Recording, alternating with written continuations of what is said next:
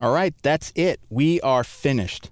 So after viewing this course, you should now have the fundamentals of how to build compelling applications for the Android platform. Before I leave, I just wanted to share with you a few resources that are going to be very important for you as you develop applications. These will help you stay in the loop with what's happening, and also there are places where you can get your questions answered. So probably the most important website to bookmark is developer.android.com. And this will give you all the information you would ever want to have about how to develop. So looking at this, we have the homepage, we have SDK, which is going to allow you to download the latest versions of the tools, of the plugin for Eclipse. The next, and probably the most important, is the dev guide. This is a great guide, and we've visited this many times throughout this course. And it's constantly updated. So you can see here we have some new features that are actually in Honeycomb, some new USB features here. So this is constantly being updated as new features come out on Android. So definitely visit this dev guide a lot. And there's just some really great information here to help you to get the most out of Android. The next tab is Reference. This is the pure API reference. So if you're using a certain class in your code, or you want to learn more about a certain class, the reference is where you're going to want to go to in order to get information, because that's going to give you literally every property of a class, every method of a class.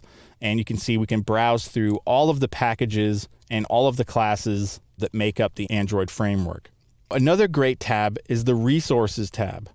Inside of this page, there's just kind of a grab bag of different resources for you. There's sample code.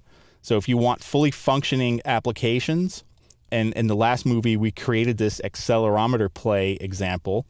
But again, this is constantly being updated. Here you can see a Honeycomb gallery. This is being updated with the latest kind of code and features in here. We have articles that are very insightful, tutorials, different topics. So very important thing to go to. Now, another important thing is to go to the official Android developer blog. It's actually here on this last tab as well.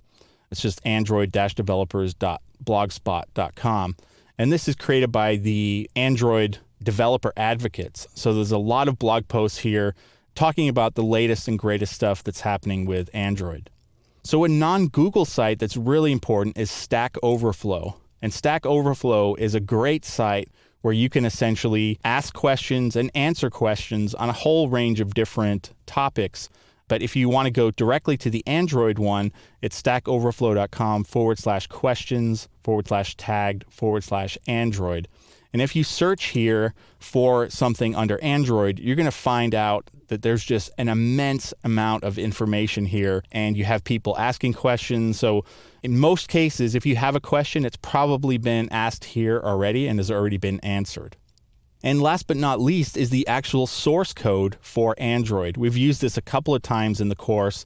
If you want to look at, hey, how did Google do something in the actual Android source code so that you can mimic it? So android.git.kernel.org is the place to go for that. So with these resources and with this course, I'm confident that you're going to be able to create some amazing Android applications, and I look forward to using them myself.